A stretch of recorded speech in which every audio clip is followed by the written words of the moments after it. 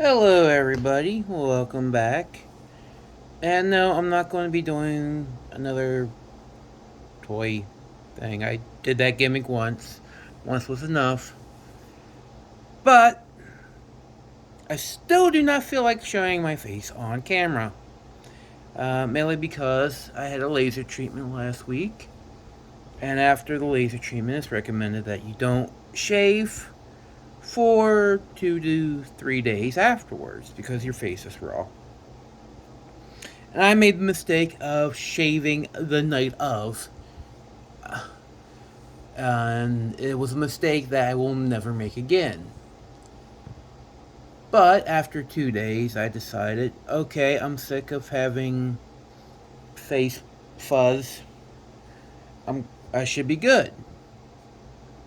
I wasn't good. So my face is kind of more tore up than it naturally is. So, to spare you the horror of seeing my face, and to spare myself the shame, I decided to concentrate to show something else. I did the dummy head last time, and now I'm doing leader leader one. In case you're wondering, this is a vintage leader one. I got them as part of a package um, that I got off eBay for my son. He has the new version, um, but I but this was the first one I saw, so I was like, well, I did Psycho in the skip one. I might as well do leader one this time. I like leader one. So anyway, so what is today's topic about? Well, I figured that I would talk about just like some transphobia stuff, just because I've been watching a lot of videos about transphobia, and because apparently I was feeling too good, um, and so yeah, I would talk about some of that. Now, I said before that I don't want to get into debunking or taking on transphobia or transphobes because there's no upside to doing that. I don't have the popularity that if I was attacked, there would be anybody really defending me. So, like someone like, you know, Jammy Dodgers, ContraPoints, Samantha Lux, um, Noah Face, some of the other more prominent transgender YouTubers who have really large followings. If transphobes come in, they have a base that can kind of like rally around them. I don't have that, so yeah, so there's no upside there. And also, the other channels just do it so much better than I could. So I never really saw a need, but there are some things that I do want to talk about, if only to debunk by personal experience. I could do the science and the literature and all that, but if people still haven't accepted evolution around Earth and that vaccines work and the pandemic's real, I don't think I would ever be able to convince them that, you know, that being trans is valid and based in science. Okay? People believe what they want to believe. Facts be damned. So, but one of the things that people do respond to is allegory. Personal stories. Those personal stories may not add up to anything, but they're still very powerful tools. So I would do mine. So one of the things that trans folks are trying to use now is this idea of rapid onset gender dysphoria, where if it's this idea that your kids are fine, they go on YouTube or TikTok, they see a trans person there, and then suddenly they believe they're trans because I guess that's the new cool thing to be. Okay, forget all the social stigma and oppression and prejudice that trans people face. Um, you know, even in LGBTQ plus spaces, um, forget all that. I guess, you know,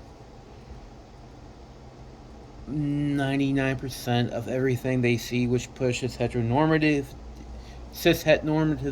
normativity, that has no effect. But, a TikToker with purple hair saying they're non-binary suddenly causes your precious offspring to suddenly identify as trans. That's the theory. Well, there's a couple holes in that theory. One, because of all the stigma and the discrimination, a lot of trans people stay in the closet. Alright? There was a reason I didn't come out to a single blessed soul until I was in my mid 30s and fully until I was in my mid 40s. Because I didn't want to get killed. Okay? Like,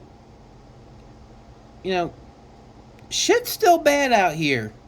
Especially in small town Christian conservative places like where I come from. I mean, it's getting better, but it's still not good. And it definitely was not good when I was a teenager. Okay? And when I was even younger, like, I've known since I was like 4 or 5, but I had no language because that wasn't even discussed. So, I mean, I was like 16 before I first heard the term transsexual or transsexualism. Okay, so so the art is like, well, 30 years ago, you never heard of all this. Bitch, 30 years ago, we didn't even know about ourselves because that information was kept from us, and we were afraid that if we did come out, we'd be killed. Shut the fuck up. And second of all, it's only because you're coming out of the closet to the people you're coming out to. Yeah, it might seem like, well, where did this come from? Well, it came from years and years of trauma, psychological distress, and repression because we live in a society that only values cisgender, heterosexuality. So, it's not rapid for us. It's not out of the blue to us. We've been dealing with this for years, decades even. And then of course there's like, and even I it's like, I never knew. Well, that's kind of the whole point. That's the point of being in the closet, because you don't want anybody to know. All right. It's like if everybody knew, you're not in the closet. Okay. It's like, you know, it's like, I grew a beard so you wouldn't think I'm trans. That was the whole point. So it's like, the whole notion, I mean, just the very idea of it is, ridiculous. And it's just like, how could have you thought any of this through? And then, of course, the big thing is, another thing is like, oh, well, they just grow out of it. And, You know, people detransition all the time. I remember watching one anti-trans video where, and it was a detransitioner. It was a guy who transitioned to female and then transitioned back to male. So 95% will all detransition. Well, no, that you pulled that out of your ass. You know, statistics show that less than 1% detransition, and the biggest reason they detransition is because of, they just can't take the bullshit no more.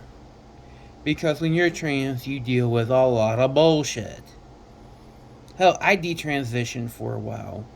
I was going full steam ahead in 2016, had my license switched over, you know, told told the job I was working in at the time that I was trans, and all that. You know, shit went down. Had a lot of financial issues. Had a lot of family issues. My son was having a lot of problems with my transition, so I I detransitioned. So from about 2017 to about 2019, 2020, for all intents and purposes, I lived as a cisgendered man again. But then I picked my transition or retransitioned. And a lot of detransitioners only detransition for a while. Now, the only thing I will give them is that I do have a problem with the whole idea if you think you're trans, you are trans. I think that is a prescription for not disaster, but it leaves a lot on the table. Like, I think most people consider, like, wow, well, I wonder what it'd be like if I was the other gender. And certainly there are a lot of societal pressures with misogyny and patriarchy and sexism where I can see a certain type of a woman being like, oh man, I just wish I was a dude. I just wish I can't take this shit no more. I wish I was a dude. So you're right. And in case, and I'm going to be honest with you. When I was coming out, I was going on a lot of, chat sites, stuff like that. Talk to other trans people, and there were a lot of guys on there who just got off on the idea of being a chick. Um, some of them were gay men who got off on the idea of subverting the male female paradigm. Some were straight men who got off on the idea of having a lesbian experience. But, I mean, those dudes are out there. They're the vast minority, you know, but they still exist. So this whole. So, yeah, I do have issues with if you think you're trans, you are trans. It's a little bit more than that.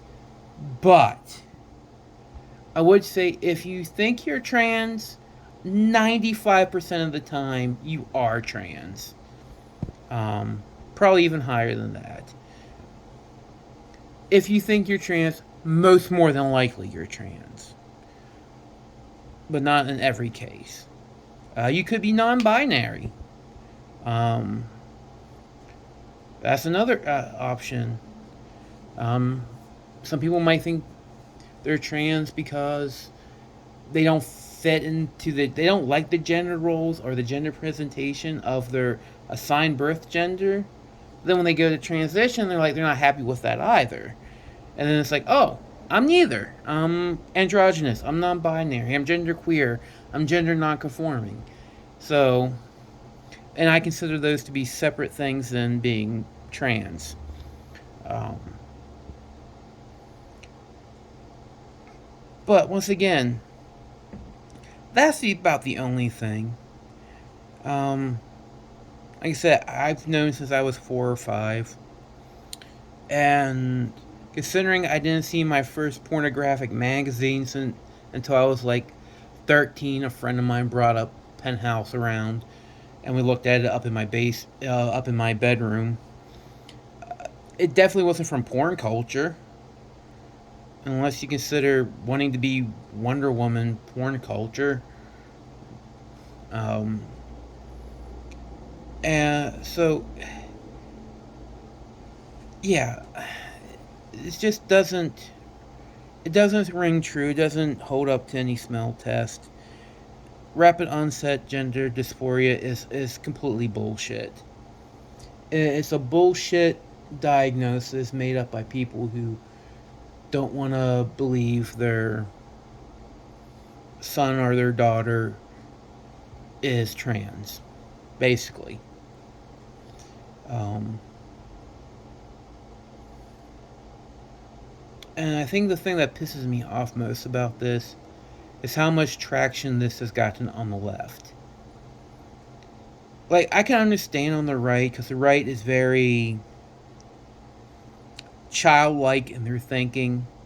They have a very naive, very childlike view, black and white view of the world. Um, the left, by definition, has a much more complex, complicated, nuanced, in-depth view of the world. Um, that's why it takes us twice as long to say half as much. But there is this contingency of transphobia on the left, a lot of it coming out of a certain type of feminist ideology, a certain type of very toxic feminist ideology, which also takes issue with bisexual women and and other groups, which I might get into that some other time.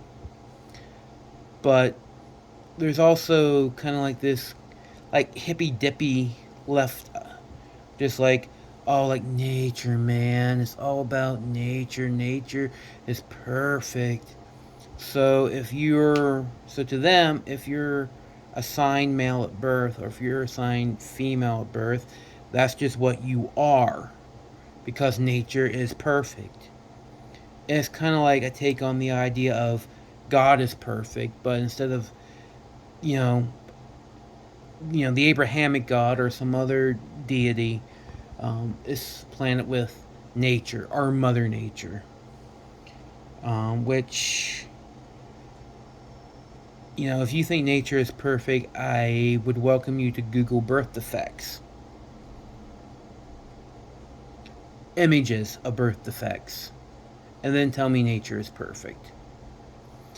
Um, Tell me nature is perfect and go to Louisiana right now. So, so if I ever do another video on transphobia, it might be just dealing with transphobia on the left.